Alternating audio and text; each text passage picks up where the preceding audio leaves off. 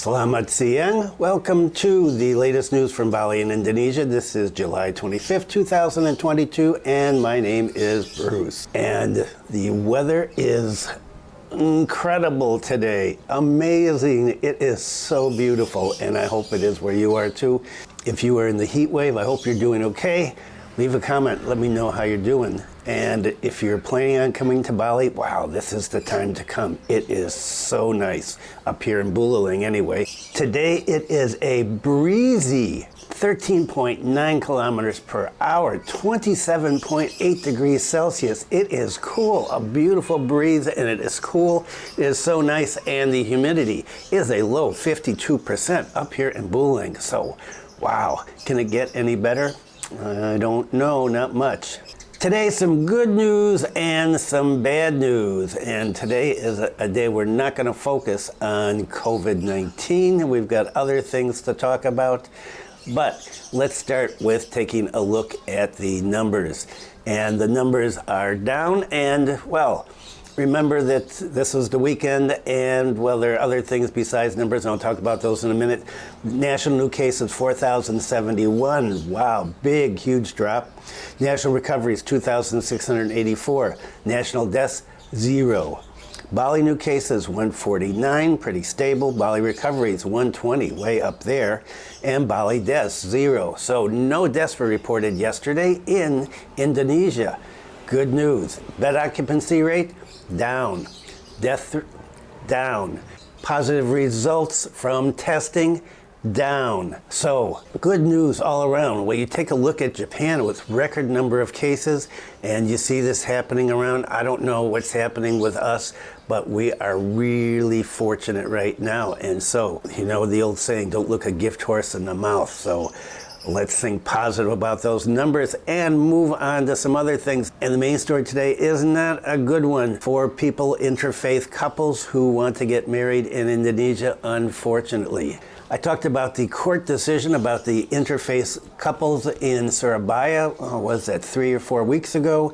Well, interfaith couples concerned as resistance to Surabaya court ruling grows. Yes, we had to expect that, and here it is. A recent attempt to overturn a court ruling on interfaith marriages in Surabaya, East Java, has people concerned that other mixed couples in the country may be affected by this. According to a woman who is part of an interfaith couple, if both parties agree to a decision to get married in spite of their religious differences and have complied with the country's regulations, then it's not a real problem, she said. She did underline the importance of adhering to national laws, which she says all good religious people and all good citizens should do. Last month, Indonesian social media lit up after the Surabaya District Court ruled to recognize an interfaith marriage between a Muslim man and a Christian woman. The couple married in March in a process that observed both Islamic and Christian wedding rights as set out in prevailing regulations. And just to recap, so the Surabaya Civil Registry Office challenged the court ruling, and the hearing is set to continue on August 10th. So another couple of weeks, this is going to go on again. The decision has also sparked outrage among religious groups, some of which have called for the ruling to be annulled on the grounds that it contravenes religious laws. The head of the Indonesian Ulama Council's Law and Human Rights Commission said the organization would report the judges who authorized the marriage to the Judicial Commission for examination. The president and vice president must understand and pay attention to this. Even though there are legal quarters, this is a concern that must be taken seriously, he said. The vice president, who is a former chairman of the MUI, said the court's decision was indeed not in line with what the organization had issued on the matter. Meanwhile, authorities presiding over Indonesia's other approved religions are also divided over the case. According to the head of religion and spirituality at the Hindu Dharma Council of Indonesia, a national Hindu organization, the 57-year-old leader claimed that interfaith marriages are not supported in the Hindu faith, as they do not fully heed the teachings of the Veda scripture. According to Hindu teachings, he said, it is not permissible to carry out a holy marriage when the bride and groom are of different religions. So we've got the Muslims and the Hindus now pushing back against this. However, Pastor Golam Gutam of the Indonesian Communion of Churches believes that interfaith marriages will occur regardless of what's stated in the law, such as by converting to a religion in name only or getting married abroad. And of course, that is what most people do. If they've got money, they go to Singapore and get married, or Australia and get married.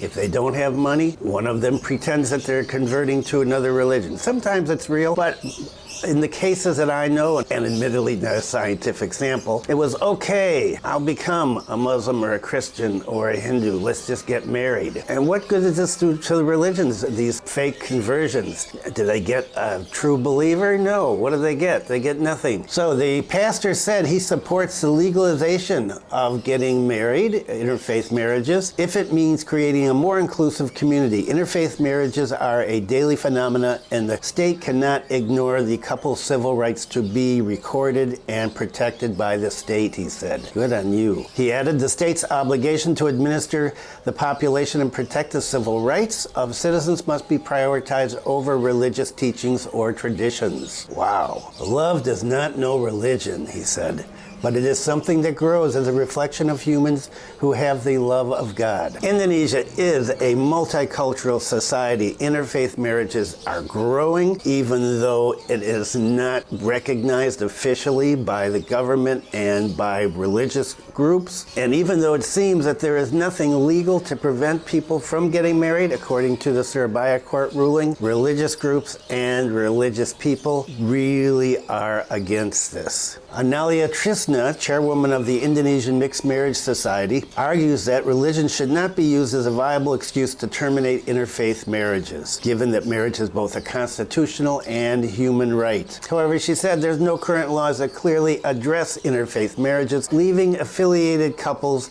confused as to whether or not their union can be legalized. Analia called for clearer, more explicit laws to prevent conflict and confusion for these couples in the future. A Supreme Court decision in 1986 overturned a lower court ruling that supported Civil Registry's office refusal to recognize interfaith marriages and stipulated that differences in faith should not be an obstacle to couples getting married. This case has been since used by others as a reference when applying for interfaith marriage permits. And so, we're going to see what happens on August 10th when this goes back to court. Okay, and some more on religion. Okay, no COVID today, but we've got some religious stuff. Ex-Minister Roy Suryo charged with blasphemy over Borobudur Tweet. Yes, blasphemy. There are blasphemy laws here, and so that is one of the reasons you have to be careful when you talk about anything to do with religion, because somebody may report you for being blasphemous. Former Youth Affairs and Sports Minister Roy Suryo has been charged with blasphemy after retweeting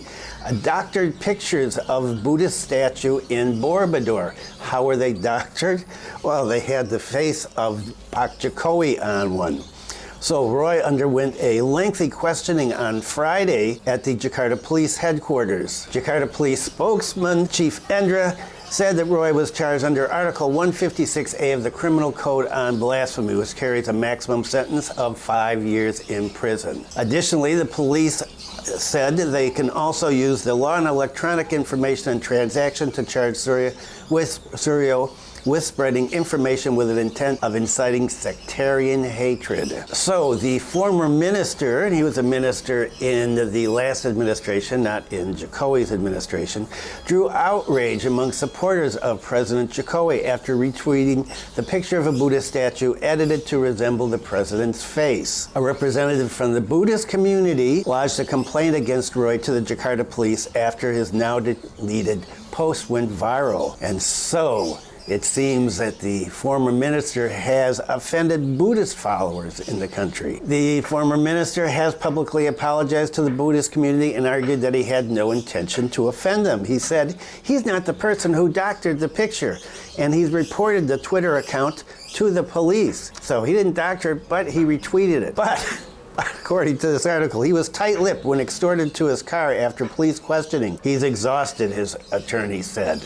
I'll bet. And Komodo is still in the news, and there's two stories that just came out this morning. Not going to get to, I'm just going to talk about this one. They're all basically saying the same thing. The Minister of Tourism and Creative Economy ready to dialogue with tourism actors regarding KNP, Komodo National Park, tariffs. And so Pak Sandiaga Uno said, I'm ready for dialogue and willing to find a solution, but I want to give an invitation to improve the quality and sustainability of the environment in the tourism ecosystem of Labuan Bajo and Flores. According to him, the increase in ticket prices should be placed on conservation issues based on studies of KNP area, which have limited capacity, carrying capacity. There is a limit to visits at 200,000 per year. Pak Sandiaga said that it's necessary to look at aspects of education, research, and sustainability when thinking about the number of people that can come to Komodo to see the dragons. Additionally, he said that seeing the high interest of tourists for ecotourism, the government took a policy that would prioritize handling conservation and economic impacts. This is also in line with the report from the governor of NTT, who mentioned the need for handling more and more waste there and the preservation of coral reefs. And I talked about that in the last video. Getting windier. So the fee is staying, as of right now, at $3.75 million per person per year if you want to go to Komodo. However, the government is pushing people to go to Rinjani Island, and there is no increase in the tariffs there. For tourists who have ordered and paid for travel orders to the two places before the government set the tariff, they've been given a deadline until the end of December to use the old tariff. So if you've already paid for a trip, you're going to get to go at the old price. If you're going to pay for a trip after the first, not going to happen. Pak Sandiaga said the government really wants to give priority to conservation and for this tourism to be of higher quality and have sustainable and friendly aspects. The arrangement of Rinjani Island has been immediately prepared for people who find it difficult to pay conservation fees at Komodo and Padar Islands. Well, yeah, $3.75 million. However, people in Rinjani Island are saying, wow, we're going to be overwhelmed with people. If they're not going to go to Komodo and Padar and they're all going to come here, what's going to happen here? Meanwhile, the Ministry of Tourism and Creative Economy encourages the improvement of tourism human resources skills to support the super priority tourism destination. This has got a name now, DPSP, of Labuan Bajo. And there was a demonstration this past weekend in Labuan Bajo against the increase in fees up to $3.75 million, saying that it is going to destroy local businesses. Okay, so not some good tourism news there. Here is some good tourism news. Mount Rinjani to operate normally starting July 27th. The hiking quota for Mount Rinjani will be restored to 100% starting Wednesday, 2 days from now. The 6 hiking trails from East Lombok, Regencies, Central Lombok, and North Lombok will also be opened at 100%. According to the head of Mount Rinjani National Park Agency, the Mount Rinjani National Park Agency will be open for tourist visits for climbing and non-climbing starting the 27th. Previously, the hiking trails had been working on a reduced quota of 50% and then 75%, and now you can get there and go. But people are required to make online bookings before climbing Mount Rinjani. You can use the eRinjani mobile app. The app will be available via Google Play Store starting on the 27th. The head of Kumbi Sub-District, Pakuan Village, West Lombok Regency, said that there's a plan for opening a new hiking trail to Mount Rinjani in his area, but they're discussing preparing village resources. So going to be another way to get up there. Good news. So if you are a hiker, a climber, you want to go to Rinjani, okay, set to go. Good luck. And LNG is still in the news too. LNG terminal polemic. Lolak proposal offered to Regencies. I've talked a lot about this, so I'm not going to go and do a recap on the LNG. If you're not sure what it is, take a look at the last couple of videos and you can see what the arguments are for and against it. So according to this controversy, there is a proposal for the LNG to be offered to other Regencies, and the proposal was put forward by E. Cadet Arimbawa, chairman of the DPD Hanura Party of Bali Province. He said if you can't put it there, there's a rejection, offer it to Klungkung, Buleleng, Karangasem districts, for example. And this politician was born in Klungkung, of course. He said that the construction of the LNG terminal is a necessity for the island of the gods in order to be energy independent, and so it needs to be built. And if it can't be built without controversy in the area that the government is looking at right now, then move it to another regency. He said they'll be willing to take it. Will they? I don't know. So Lolak, by the way, is Ikadet Erambawa. That's what he's called. You know, Indonesians, a lot of Indonesians have different names, nicknames that they're called instead of their usual names. And so you have to keep up with all this. Sometimes you need a scorecard to figure out what's going on in Indonesia. And so, what is going to happen? I don't know. We're going to have to follow this story up too. Wow, there's a lot of things to follow up here.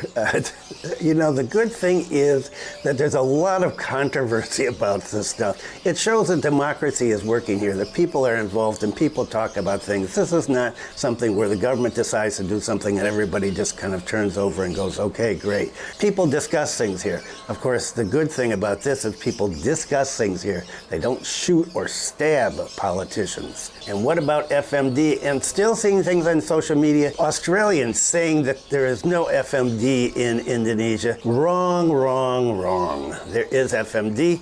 They say, well, I talked to people who know about Bali, who are in Bali. Maybe those people don't read Indonesian papers because the Indonesian press has been full of articles about FMD here. The closing of livestock delivery outside Bali has not been determined until when. So as I said in a segment on a previous video, there's no cattle coming in or going out of Bali because of FMD, and so there's no telling when this is going to end. And well, this creates hardship for farmers and livestock entrepreneurs in Bali. Previously, the Indonesian Pig Farming Association has expressed objections to the closure of livestock traffic out of Bali. But this is a health issue.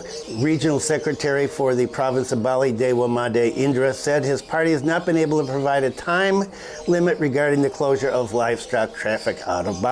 He said it depends on the evaluation of PMK development both in Bali and our neighboring areas. PMK is what Indonesians call the FMD, foot and mouth disease.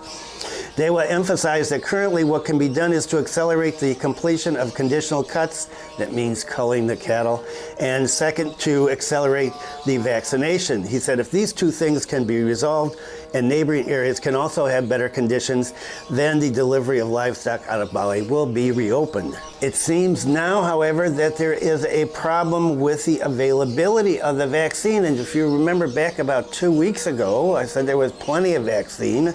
Up here, Buleleng was getting 17,000 doses, but we don't have the vaccine yet. He said we can't buy it. For cows, we are waiting for vaccines from the center, and the center is still importing. The vaccine is only available in 4 countries. So we are still looking for an allocation that is not in accordance with our population. Okay, and so that's bad news. There's no vaccines.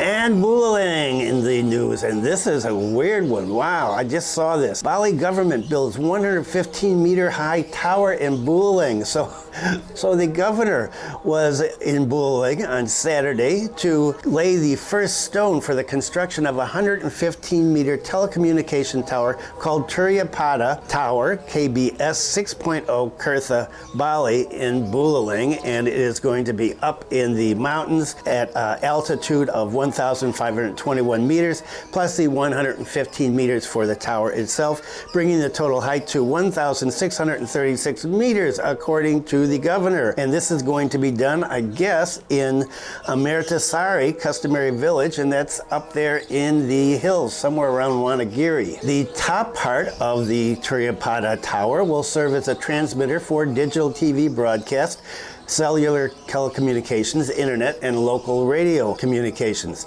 The tower's body, now this is cool, get this, it's going to have a planetarium, a skywalk, a rotating restaurant, and a glass bridge. Wow, what's happening to Bali and Buleleng? Wow, this is weird. The tower's pedestal will support conventional tourism by housing an educational laboratory and a museum of communications, which will display technology from each era of of civilization. I am going to be there if I'm still alive when this is finished. The governor said that the tower is being built with a budget of 418 billion rupiahs and will not be inferior to world-famous towers such as the Eiffel Tower, the Tokyo Tower, the Toronto Tower, Macau Tower.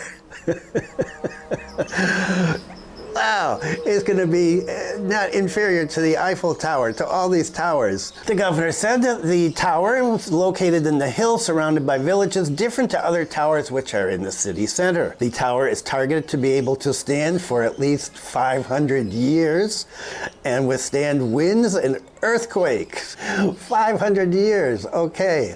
So we may be all long gone by then on the planet, but this tower will still be there. The tower was initiated by the governor as a political promise to the people of Buleleng, who often face limited television broadcast coverage. And completion date for the tower is August 2023. And this one, if you've been here, if you live here, or if you've visited a lot of times, you've seen this, and this is one of the favorite things that I talk about here all the time, teasing my wife and now my granddaughter, who has become like this. Indonesia ranks world's laziest country for walking.